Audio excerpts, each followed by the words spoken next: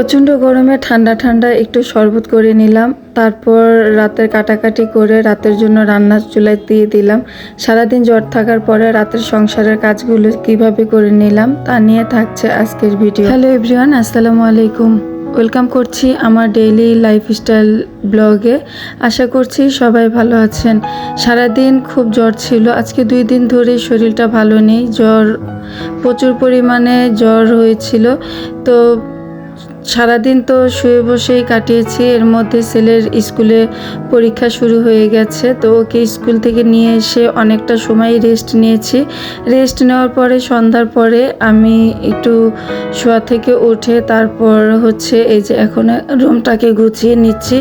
সারাদিন যেহেতু শরীরটা অনেক বেশি ক্লান্ত ছিল আর খুব বেশি অসুস্থ লাগছিল, তাই কোনো কাজ করিনি। স্কুল থেকে এসেই আমি একটু ঠান্ডা ঠান্ডা জুস খেয়ে তারপর শুয়েছিলাম। দুপুরে খাওয়া দাওয়ার পরে 2টা নাপা একসাথে খেয়েছিলাম, আর নাপা খাওয়ার পরে জ্বরটা ছেড়েছে।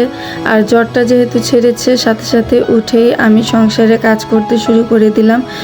যখন শরীরে জ্বর থাকে প্রচণ্ড মাথা ব্যথা থাকে আর শরীর অনেক বেশি দুর্বল লাগে, কোনো কাজ তো করতে পারি না। সেই কারণে জ্বর ছাড়ার সাথে সাথেই এখন সংসারের কাজগুলো করে নিচ্ছি। তো আমার রুমটাই আমি গুছিয়ে নিচ্ছি, আর ওদের বাচ্চাদের রুম তো বাচ্চারাই গুছিয়ে নিয়েছে। আমার রুমটাই বাকি ছিল, সারাদিন তো শুয়েছিলাম। তো এখন আমার রুমটা গুছিয়ে চলে যাব রান্নাবান্নার আয়োজন করতে।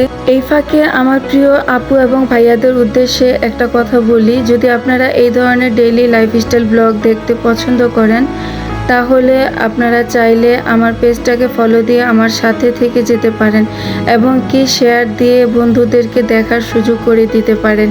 আর এদিকে দেখেন আমি কাজ করছি, আর আমার সিম্বুরানির আমার পাশেই রয়েছে। আমি যখনই কাজ করব ও আমার পায়ের সাথে সাথেই থাকবে, যেখানে যাব সেখানেই যাবে। আমি কি করছি ও এত মনোযোগ দিয়ে দেখবে, মনে হচ্ছে যে একেবারে একটা বাচ্চা মানুষ, এত পরিমাণে আমাকে সঙ্গ দেয়। তো যাই হোক, এখানে আমি মুরগি কেটে নিচ্ছি রাতে রান্না করার জন্য।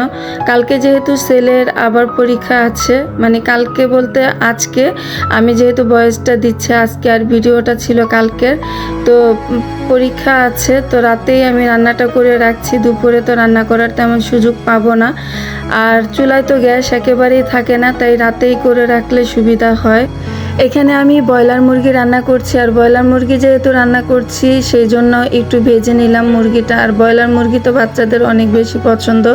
সেই সাথে রান্না করব কাঁচা কলা, চিংড়ি মাছ দিয়ে কাঁচকলা। আপনাদের ভাইয়ার অনেক বেশি পছন্দ, কিন্তু আমার একেবারেই ভালো লাগে না চিংড়ি মাছ দিয়ে কাঁচকলা তরকারি। শুধু কাঁচকলা তরকারি না, চিংড়ি মাছ দিয়ে তরকারিটাই আমার কেন যেন একেবারে ভালো লাগে না। তবে বরিশালের মানুষ চিংড়ি মাছ দিয়ে তরকারি প্রচুর পরিমাণে খায়, আর আমি যেহেতু বরিশালের বউ হয়েছি, কিছুটা হলেও আমার বাধ্য হয়েও খেতে হয়। তো আমি কিন্তু রান্নার সাথে সাথে আমার এই যে রান্নাঘরের আশপাশগুলো আমি মুছে পরিষ্কার করে নিচ্ছি। এটা কিন্তু আমার একেবারেই বদভ্যাস। রান্নার যতটুকুই ছিটাফোটা পড়ুক, সাথে সাথেই আমি একটা তাওয়াল দিয়ে মুছে পরিষ্কার করে নিই। এটা আমি সবসময় করে থাকি।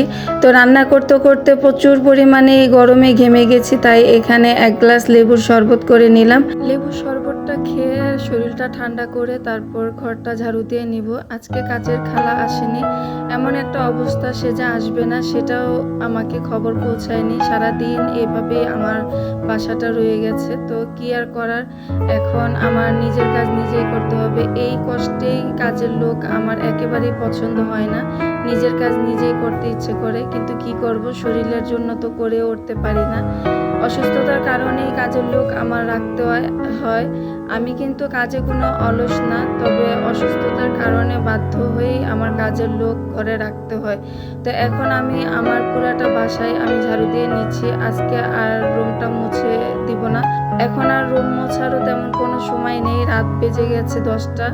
তো আমি রুমটা ঝাড়ু দিতে দিতে আপনাদের কাছ থেকে বিদায় নিয়ে নিচ্ছি। আমার এই ভিডিওটা যদি আপনাদের কাছে ভালো লাগে, একটু যদি ভালো লাগে, তাহলে আপনারা ফলো দিয়ে আমার সাথে থাকবেন এবং শেয়ার দিয়ে বন্ধুদেরকে দেখার সুযোগ করে দেবেন। ভালো থাকবেন, সুস্থ থাকবেন। আল্লাহ হাফেজ, আসসালামু আলাইকুম।